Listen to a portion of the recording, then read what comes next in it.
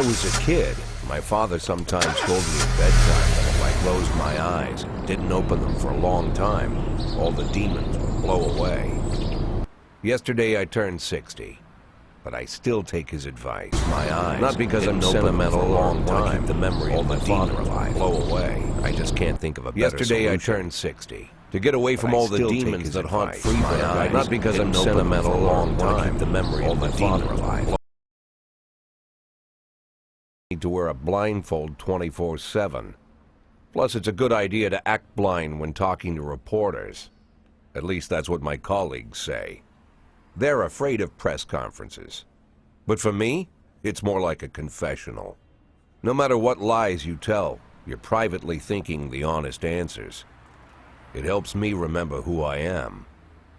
The fact that I'll be reading all about it in the papers tomorrow is a small price to pay. Call it penance for the preacher.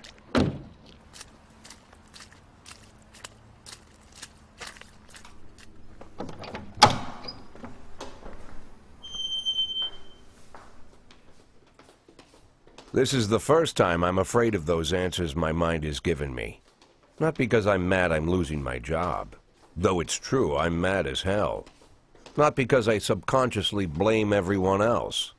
Though I damn sure do blame them. And don't even ask me what my next move is. I can't imagine. But even that doesn't scare me.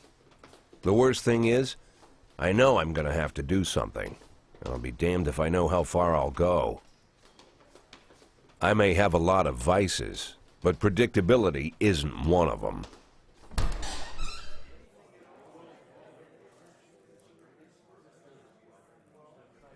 I learned a long time ago how to drive away the swarming demons. But what do you do when they're trying to rip your soul from your skin? Shutting my eyes tight as I can. The best solution remains the same: play blind. I just hope the reporters think I was blinded by the camera flash.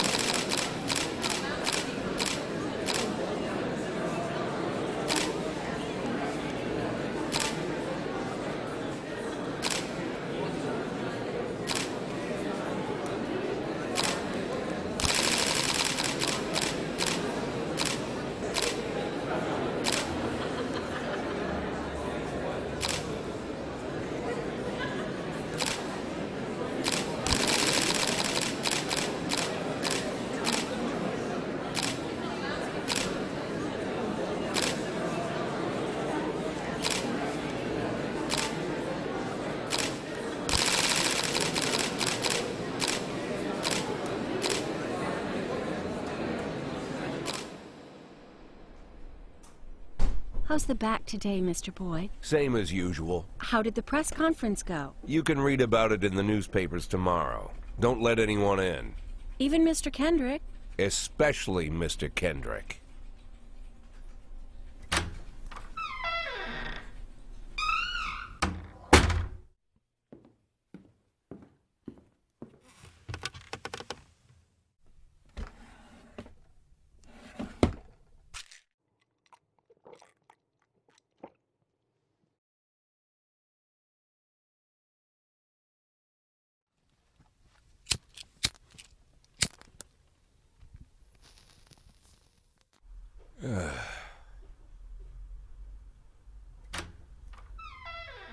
As soon as I heard the door creak, I knew what face I'd see.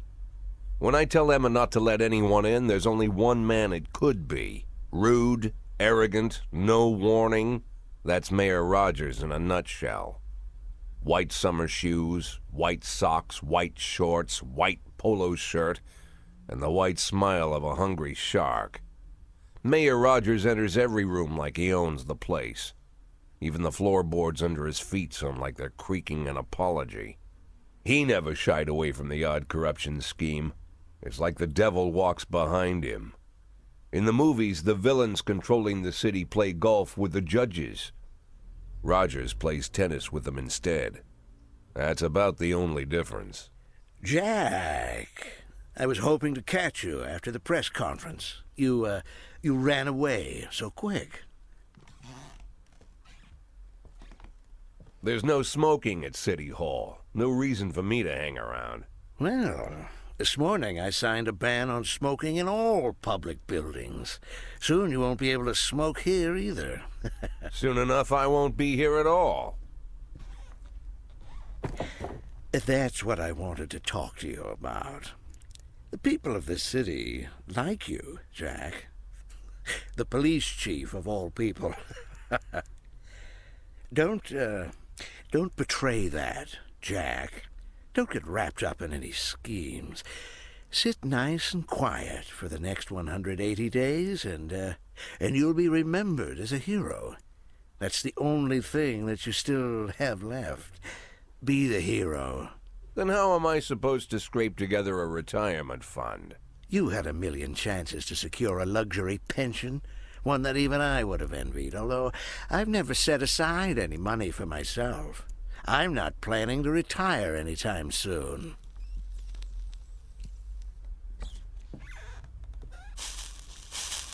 "180 days of quiet, Jack. That's all I need. I don't have any problems with you, and you won't have any problems with me. I have a new assistant, Troy Starr. If you have something to tell me, call him. But try not to bother him. He's a busy man." I'll do my best. "And quit smoking up the office. One of my friends will be using it soon."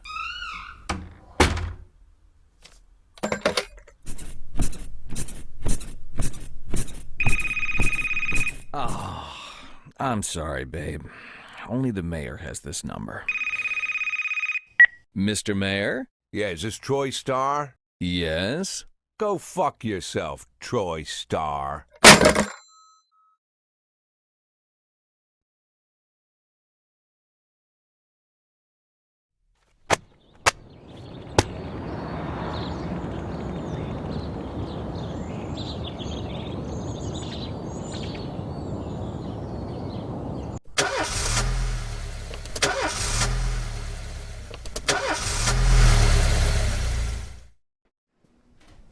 Cops don't use the police station cafeteria anymore. There's some kind of stigma against sitting shoulder to shoulder with your partners. Everybody just takes snacks from the machines or grabs a meal and hammers it down in the corner like a vulture on a corpse. The main thing? Don't look into anyone's eyes. Could be construed as an invitation to sit together. The only people eating here are ghosts.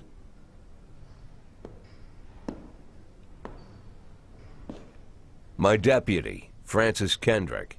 He recently became one of those ghosts.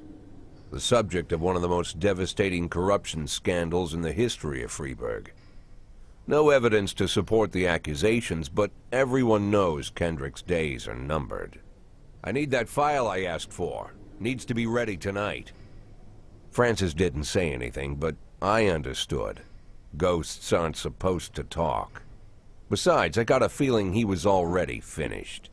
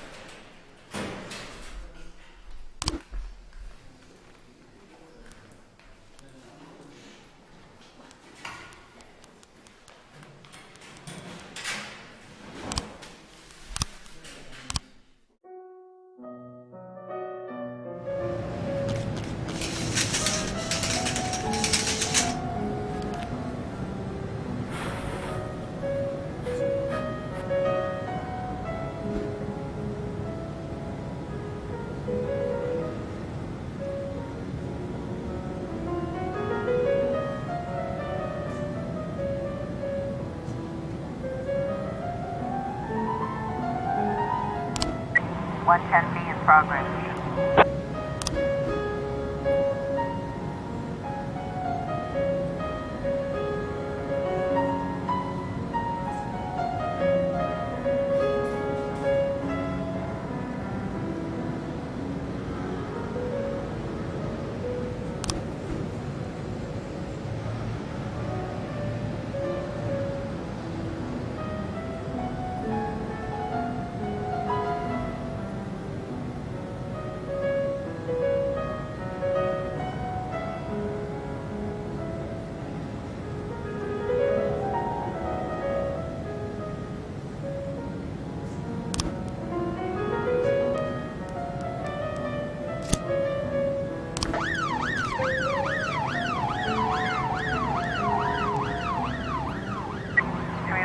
A in progress.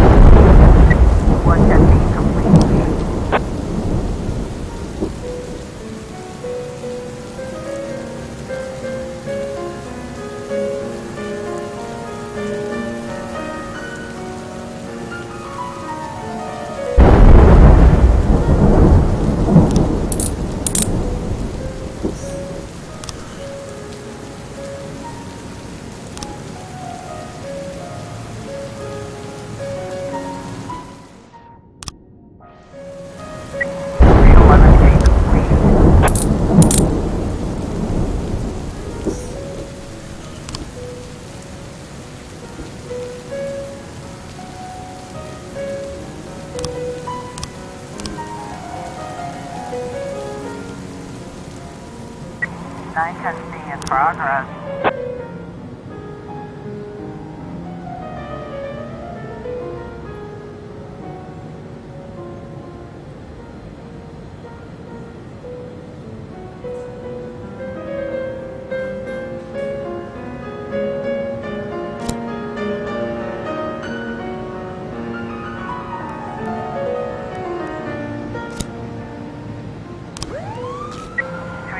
A in progress.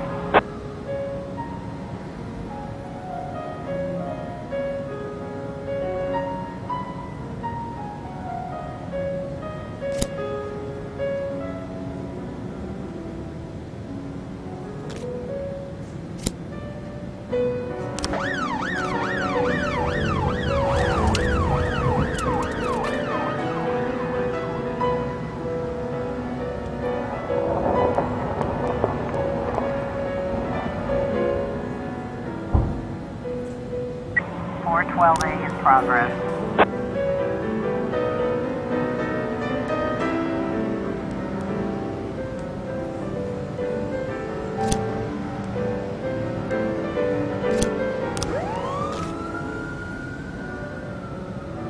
We've got a situation here.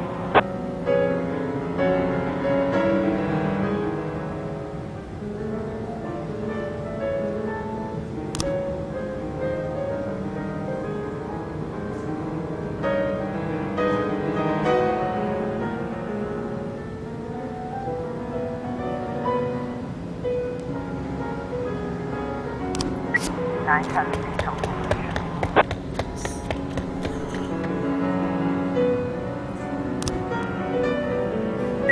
311A complete.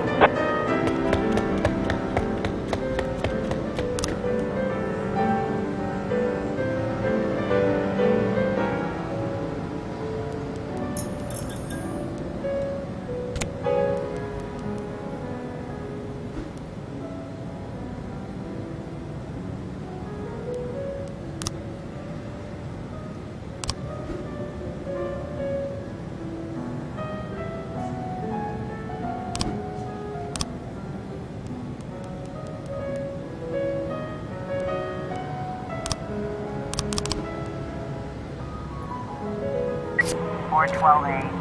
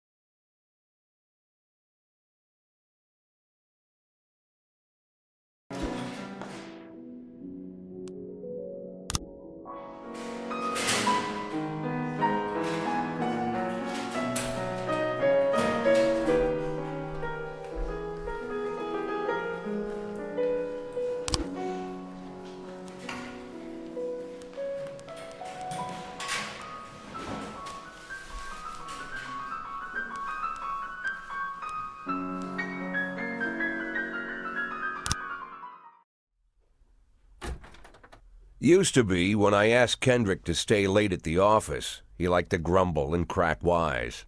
Nowadays, he doesn't have the strength for it. Slumped shoulders, blank stare, wrinkled skin. The past few weeks, I don't hardly recognize my old friend. In his younger years, he reminded me of a gallant royal officer in an old Kipling story. Kendrick isn't just crumbling under the weight of the public pressure, but from the shame of it all. Internal Affairs raided the library he inherited from his grandfather, hoping they'd find buckets of cash stashed in the pages. Heard about the look on his face, the fearless policeman standing helpless in horror. I've known Francis for 30 years. The past 20 years he's played loose with the law. And I know that at a certain point every stolen dollar brings more misery than anything else. Probably sounds crazy, but I sympathize with the guy. What can I do? Your friends are your friends, and these are the waters we swim in. Called all of the people on that list today. Now they know you're in business, so you could get a call from any of them. You don't need to worry about any of them. I've cleared them all. And what kind of business are we talking here? It's nothing too serious, just like you asked. Should be just a few small favors. Payments will vary depending on the situation and who you're dealing with. How much are you looking to earn? $500,000. $500,000? Why not a whole million? Because everybody wants to take $1 million. Figured I'd try something different. $500,000 in 180 days? Well, you could earn it all above board if you netted all the big fish and hit all your bonuses. Never knew you for a fisherman. Well, you never got into my business, and I'm not trying to get into yours. But be careful about bringing in any other cops. Sooner or later, they'll put the finger on you. And one more thing, Jack. I remember what you said, but I should probably add one more name to that list. Christopher Sand. Sand. Christopher G. Sand. Everyone knows the name, but few could tell you who he is.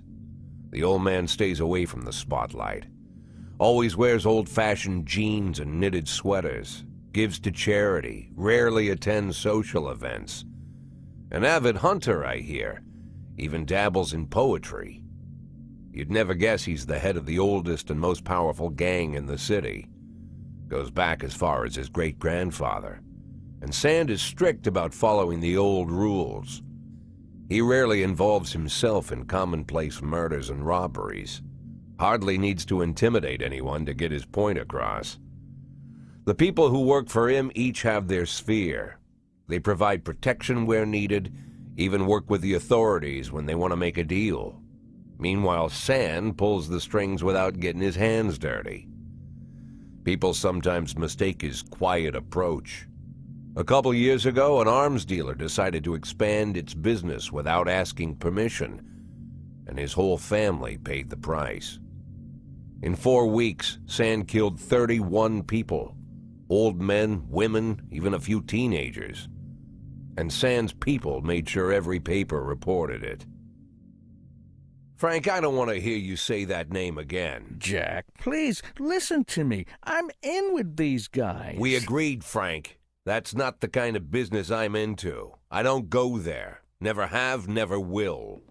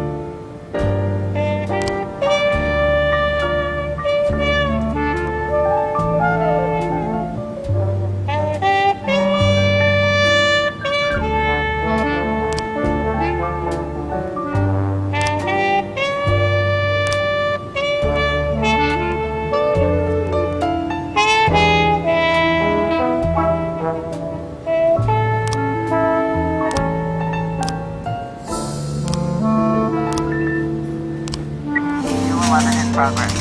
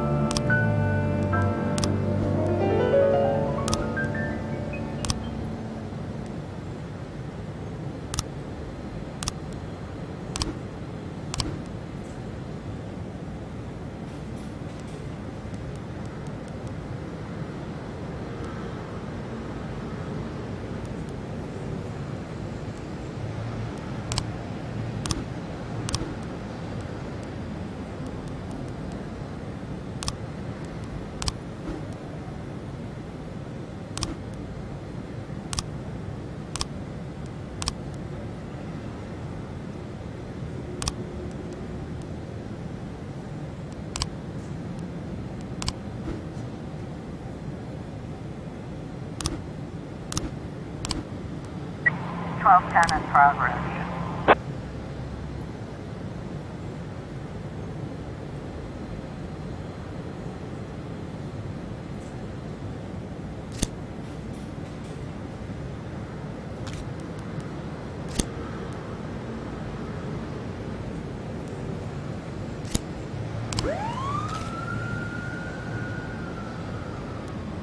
Two 11 complete.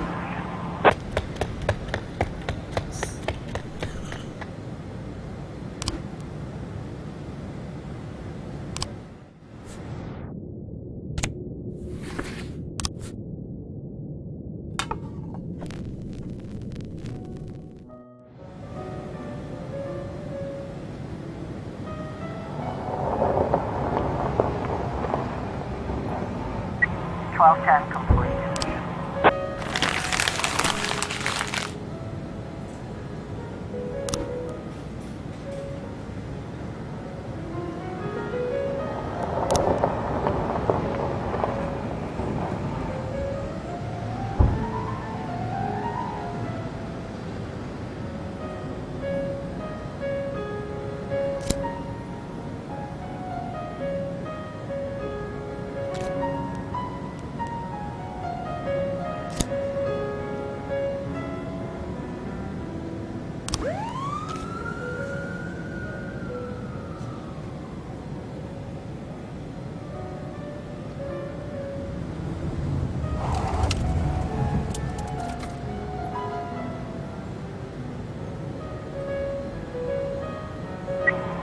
Eleven B in progress.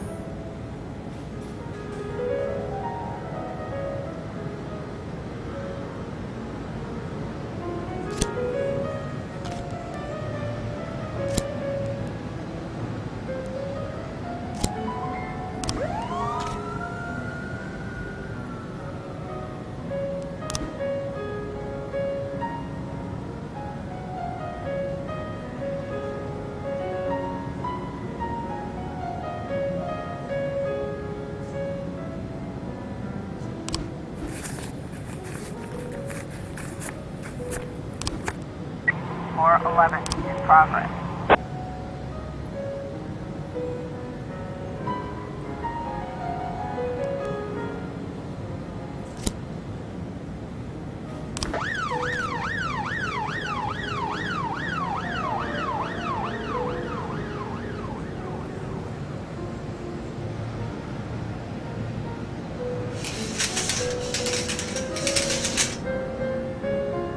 We've got a situation here.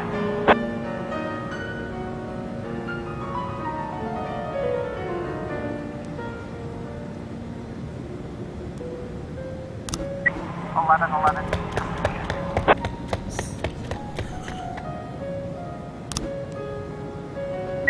411 complete.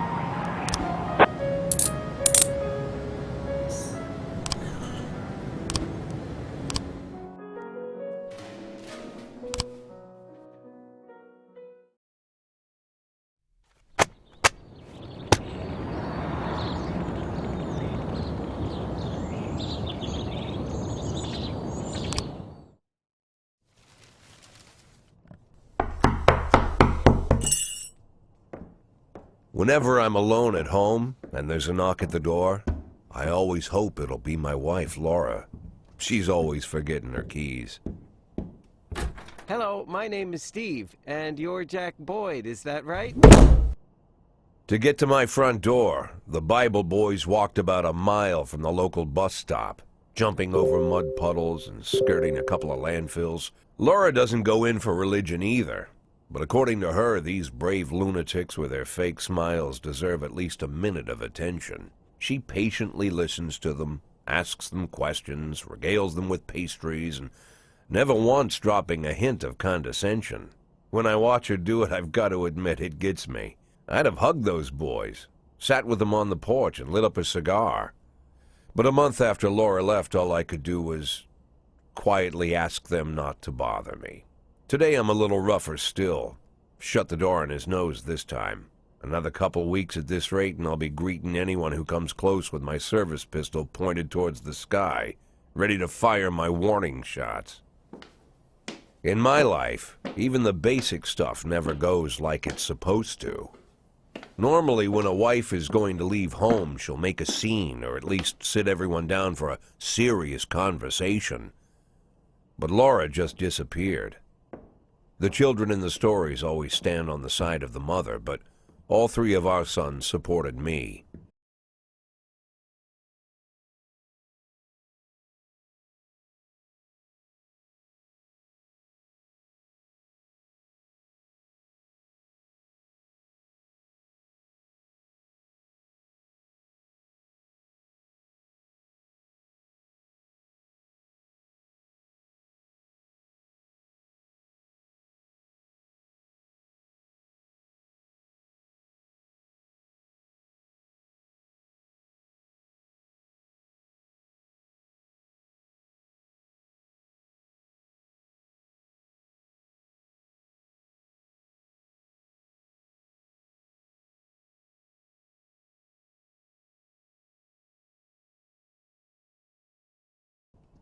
The in-laws always blame the husband for making their daughter unhappy. But now Sally, Laura's mother, well, we sort of have a pact. The fellow Laura ran off with is young enough to be her son. I hear he's 30 years old. Of all the possible information a man can know about his wife's lover, I get hit with that. Fortunately, Laura's mother doesn't like the way it sounds either. Sally figures this guy just thought he'd have some fun with a mature woman, but he'll be back chasing college girls before the year is out. So we have an agreement. Sally's going to track down Laura and try to reason with her, and we'll arrange a meeting. Meanwhile, I'm supposed to not do anything stupid, which of course means anything at all. It's a crazy situation. I'm the police chief, and the person I'm trusting to find my wife is an old woman armed with a phone book. But I can't afford to lose Sally as an ally. So for the moment, I had to swallow my pride.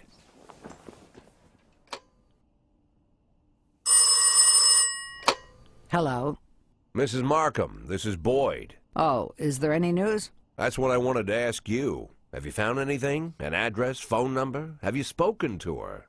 Don't worry, Jack. I've narrowed the range to 2 suspects, or whatever you like to say at your police building. At my police building, we find people faster than a funny old woman chirping on the phone with my wife's girlfriends. Oh, you're an old man, Jack. Come to your senses. They'd give us straight odds on the street. But I've got more energy, Jack. Maybe you think I'm a foolish old woman, but I go to my book club, argue with the girls about Byron, and it gives me energy. I talk to my dogs, and it gives me energy. And you have nothing, Jack. You don't even have a hobby. You got no passion. It's why Laura left you. Let's not go back into that, Sally. Find my wife, and we can discuss my hobbies later. I'm waiting for your call, and my patience is running thin. Laura, if you've stopped loving me, I'll let you go. I can't expect the impossible from you. Just don't let me die out here, okay?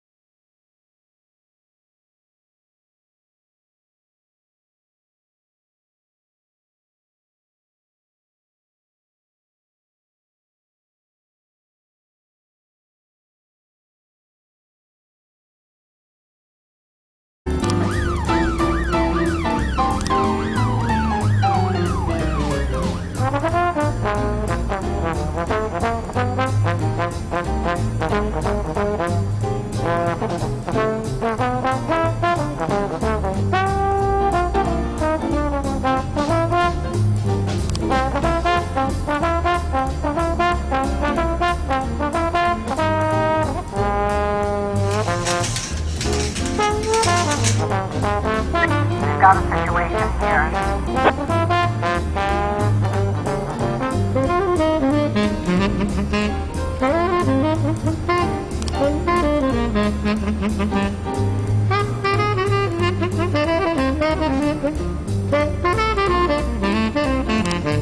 Three 11A complete.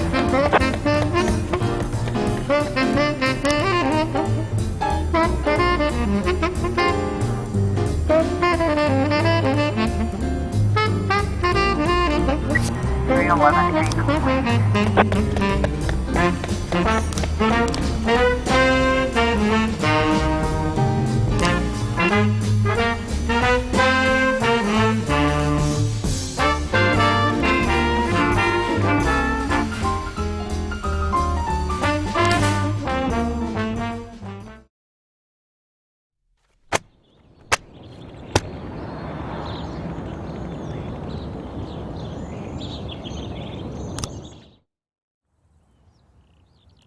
Why would a man need a barn?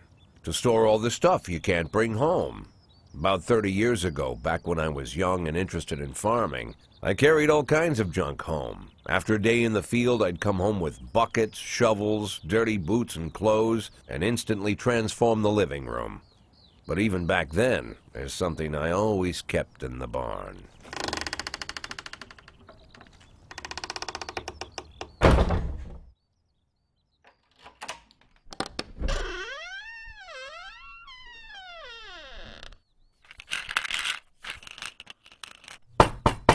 I stopped keeping my pills inside the house because every time I was about to take a triple, someone would knock on my bedroom door.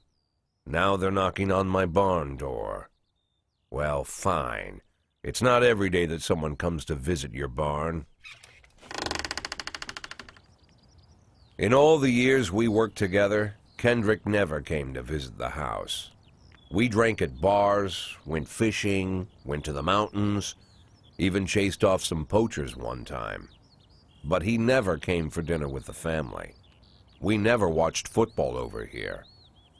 And now he's brought his friends to visit my barn. I always try to look unsurprised, like it's an everyday thing to get visitors at the old barn, especially guests with their own personal bodyguards. But Kendrick is sharp enough to see he's caught me with my pants on backwards. Sorry for the surprise, Jack. We saw you from the car. Figured we'd find you in here. I'm going in for a minute, fellas. These guys will wait outside.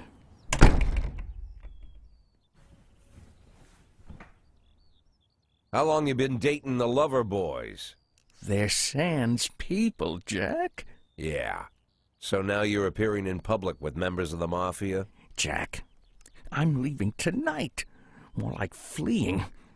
Jenny and I are taking the girls and making a run for it. Probably won't be seeing each other again. I've got new documents, a new name, a new life, everything new. The papers say you're still working your last week for the department. I've got to get out today. I won't be getting another chance. Don't know if you noticed, but the whole city is against me. You told your Mafia friends about your plans. Jackie, if I don't fix everything with them in the next few hours, they're going to kill me. And not just me. My family, my relatives, God, Jack, I don't know who else. They found out that I was planning to run, and they demanded that we close our contract today. Your contract, Frank? Really? Is that how you talk now? Maybe you should call in the lawyers to straighten all this out. Now is not the time, Jack, please. I have a commitment to them until the end of the year.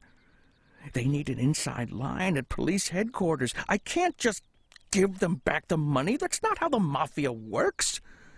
If I can't find someone I can trust tonight, I'm dead. You know me, Jack. I wouldn't ask you if I wasn't afraid they'd cut my daughters to pieces before sunrise. He's the damn fool who puts his daughters in the crosshairs in the first place. Anyone in my place would have dressed him down good. But I didn't want to pile it on. Fate's already got this guy's soul in the grinder.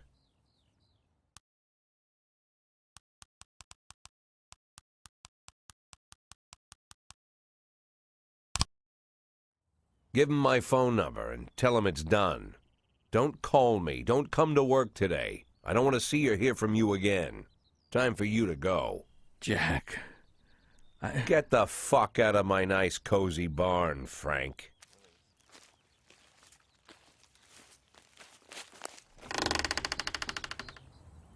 At the time, I was trying not to think about what just happened.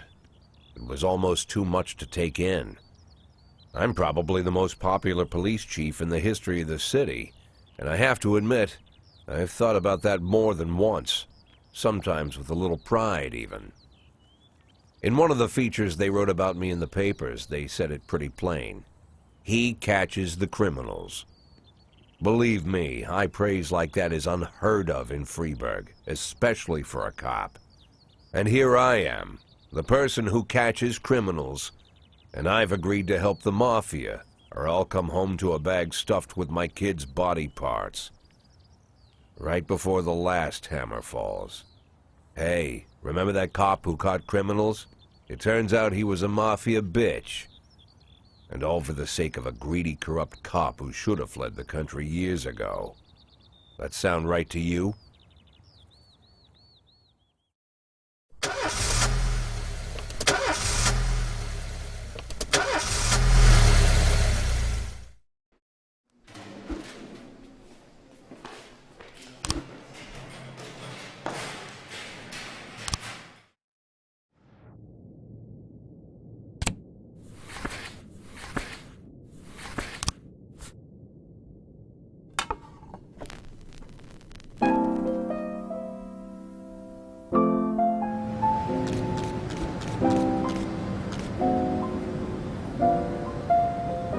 Don't you leave me here.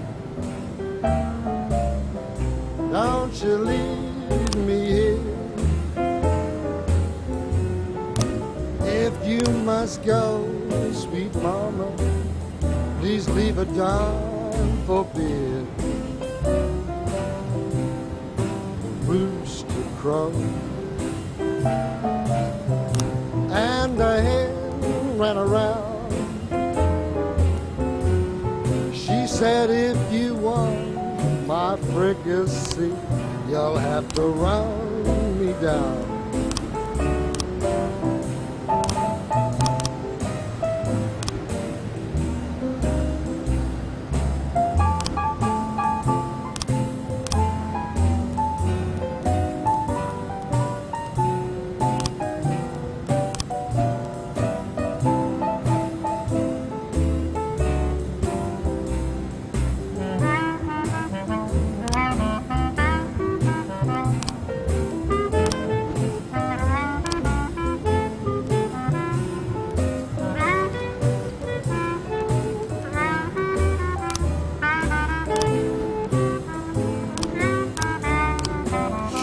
I'm Alabama bound.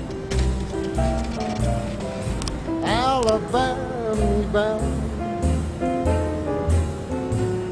I followed you round from town to town. I'm Alabama bound. Don't you leave me here. 910B in progress.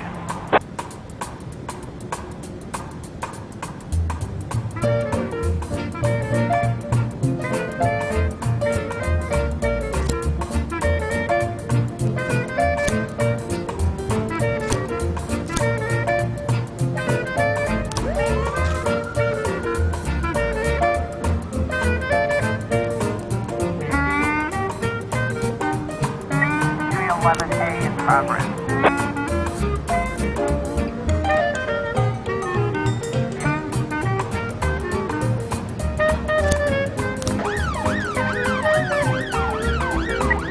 Часть.